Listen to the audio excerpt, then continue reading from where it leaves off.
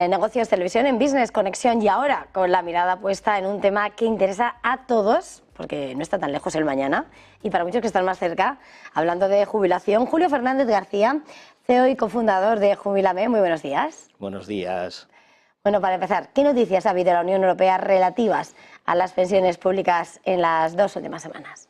Bueno, como tú bien sabes, noticias de pensiones las tenemos prácticamente todos los días.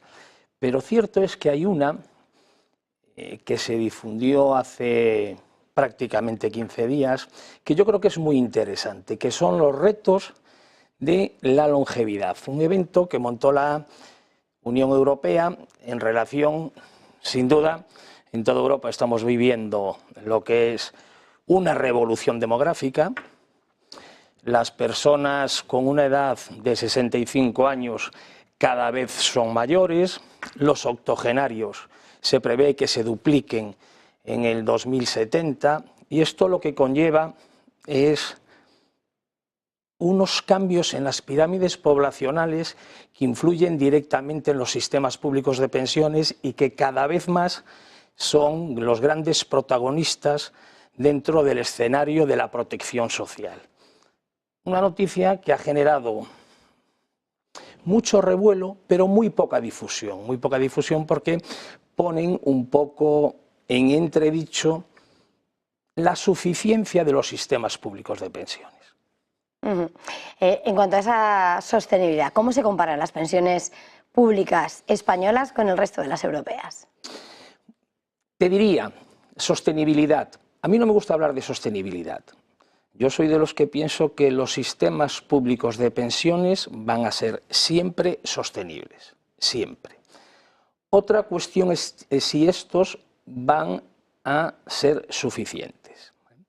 Y cierto es que debido a esta revolución demográfica, debido a este bendito problema, yo le llamo bendito problema, que es la longevidad, no cabe duda que cada año que pasa van a ser más insuficientes.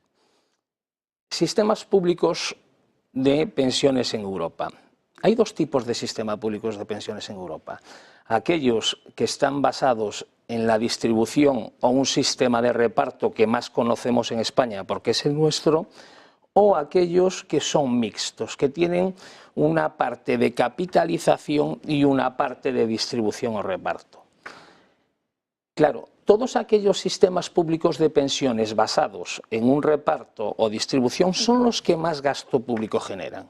De hecho, lo podemos ver, podría ser España, podría ser Francia, podría ser Italia, podría ser Portugal, pero en cambio aquellos que están basados en un sistema de capitalización generan muchísimo menos gasto público. Países Bajos, Islandia, Suiza.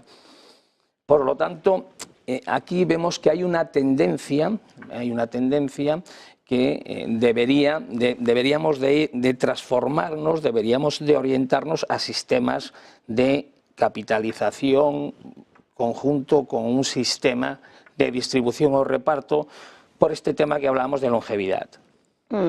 ¿Estos cambios de sostenibilidad afectarán a otras prestaciones sociales? Sin duda. Sin duda. Si nosotros incrementamos lo que es el gasto público y teniendo en cuenta que el gasto público va directamente relacionado a lo que es la protección social, y dentro de la protección social hay tres grandes partidas. Unas pensiones, donde más se destina este gasto público, otra partida sin duda es la asistencia sanitaria y otra partida es la gran asignatura pendiente bajo nuestro punto de vista, que es la dependencia. Si vemos un poco los datos, a día de hoy hay cerca de 1.750.000 personas dependientes con algún grado, mayoritariamente grado 2, gran gasto público. Por lo tanto, esto lo que conlleva es que ya no solo tenemos un incremento en ese gasto público en lo que hablamos de contingencia de jubilación, sino también no podemos obviar también lo que es las ayudas a la dependencia. Por otro lado, dentro de ese cuadro de acción protectora de cualquier entidad similar a la nuestra, como la Seguridad Social, también podríamos hablar en Europa, estamos hablando de contingencias de viudedad, orfandad, incapacidad. Parece que no. Cerca de 750.000 familias numerosas en España. sin duda tienen una gran necesidad de protección en todo el ámbito, me da igual, de fallecimiento, invalidez o asistencia sanitaria.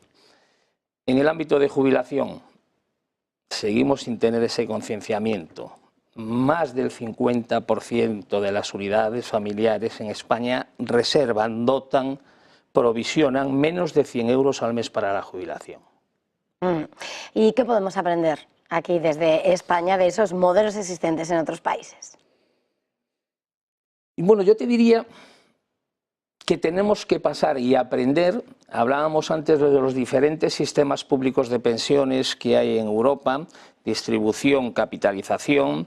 Lo que está claro es que una capitalización, lo que han interiorizado perfectamente es que han pasado de la preocupación a la ocupación. En España, de momento, no hemos pasado de la preocupación a la ocupación. Es evidente que estamos preocupados. Cada vez hablamos más de los sistemas públicos de pensiones. Hablamos de la famosa pregunta, oye Julio, ¿los sistemas públicos de pensiones van a ser sostenibles? ¿Van a ser suficientes? Por lo tanto, lo que tenemos es que pasar a la acción. Cierto es que ese gasto público lo que genera es una reducción de las tasas de sustitución, y no podemos obviar que la reducción de la tasa de sustitución lo que hace es incrementar de manera considerable la pérdida de poder adquisitivo.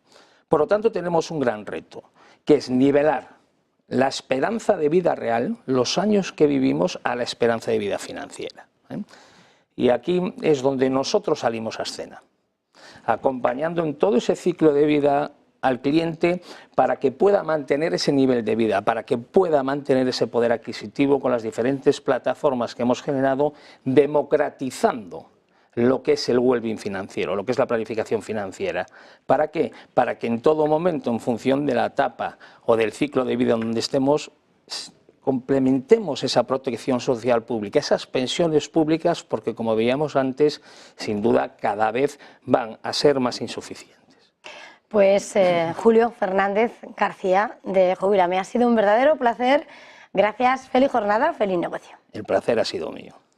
Gracias. Y nosotros nos acercamos a